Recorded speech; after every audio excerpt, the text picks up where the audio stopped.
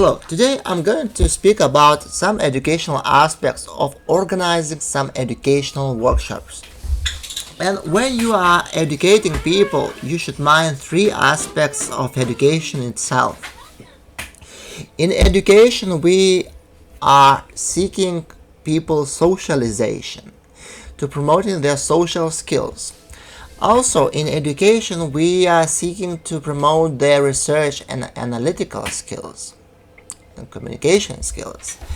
And in education as well, we are seeking to promote their creative skills working in the teams or groups.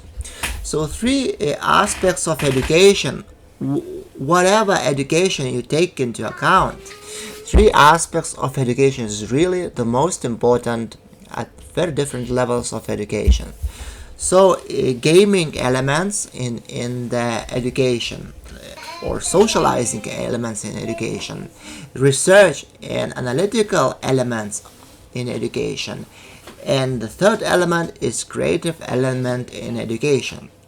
So whatever you do in education, you should mind all those three aspects. It is recommended that educational process starts with socialization of participants themselves. So you use for this purpose game-based learning.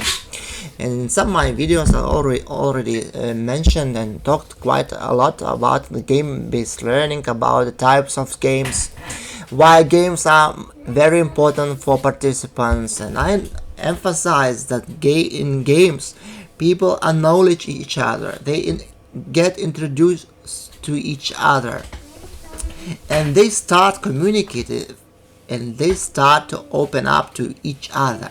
And open up and having very open mindset is very important in education. That's why the game-based learning comes at first stage in educational process. At the second stage, there comes group-based learning with a very group-based learning activities, where at the center there is a research, discussion, analyzing of different learning objects. So groups, different sizes of the groups depending on the task, they research learning object. They are given either problem case, either trigger, either group task, and group members work collaboratively in order to research and analyze the learning object. And the result of learning object, of course, comes in different forms, like posters, different research reports, and so on. And at the third stage of the learning, they start to create some tangible results of the learning process. That means that they are starting to create something practically.